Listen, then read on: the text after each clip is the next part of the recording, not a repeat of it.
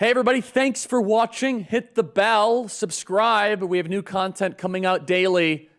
Make sure you subscribe. God bless you guys. Joining us now is one of my favorite guests. I visit the website about 20 times a day, and it is on the mark. It is the drumbeat of the base. It is citizenfreepress.com. That is citizenfreepress.com. The man behind it, the hardest working person in media, is Mr. Kane. Citizen Kane, welcome back to the program.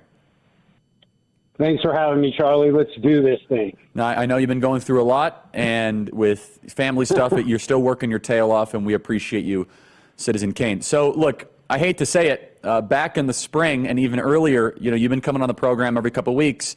We've been right about all this. We've been right about Georgia, federal charges, and now we are in the arena that you and I know we were marching towards. Let's just kind of take 35,000-foot view. What do you see and what do you hear in Kane that people might be missing? This is some serious stuff, Citizen Kane.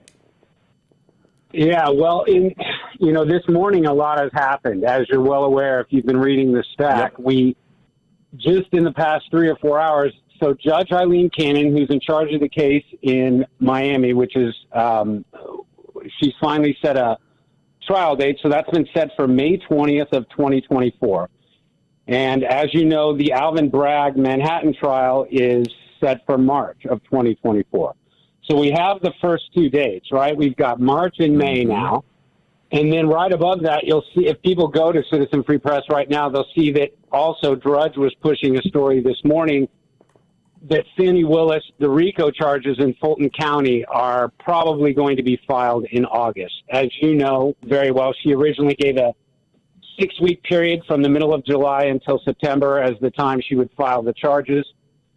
So we have two, just sort of the 35,000-foot view is that our president, our candidate is getting screwed, and the dates are now set for this national disgrace. And then we have probably when we speak next time in another 3 weeks or so, we're going to be talking about a third trial date set with Fani Willis.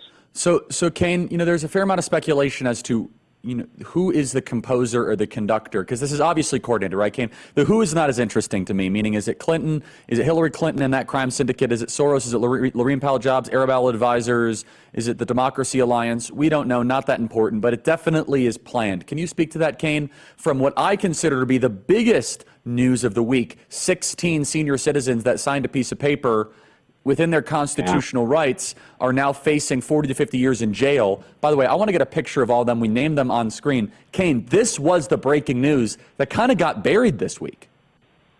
Yeah, and you did a really good job yesterday with Julie Kelly, and she did an excellent job sort of covering that. And I put up a link to that direct video. If people want to find that, it's on your Rumble page. Just go to the Charlie Kirk Rumble page, and you'll find Charlie. He has 2 clips from his interview yesterday with Julie Kelly. And in one of them, she really breaks it down. She points out how we had this coordinated effort by everyone from Hollywood to the Clinton campaign and John Podesta, how they were all coordinating, trying to get the Trump electors to essentially turn against Trump and vote for Hillary Clinton back in 2016. And that was a very coordinated, organized effort, and no one was charged. The Trump Justice Department decided to keep America as, keep our legal system out of the Banana Republic area, and they didn't charge anyone from the Podesta group or the Clinton campaign.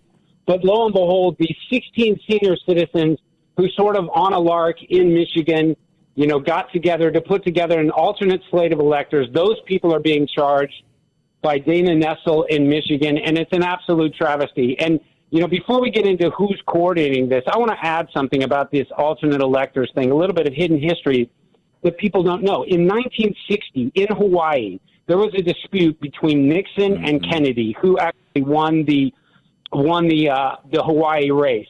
And Hawaii Democrats in 1960 put together a completely separate alternate set of electors for the exact same reason that it was done in Michigan and in Nevada and potentially in Arizona and Georgia, which is if you have a court case that's pending and you have a fixed date that, when all electors have to be named, then you essentially put together an alternate slate just in case the court case goes your way, and then you have that alternate slate already approved and ready to go. And that's all Republicans did in these states, just copying what happened in Hawaii in 1960. And I bring that up because Fani Willis herself mentioned that. There's an article from about a month ago or so where she talked about, I'm tired of hearing about the Hawaii 1960 case.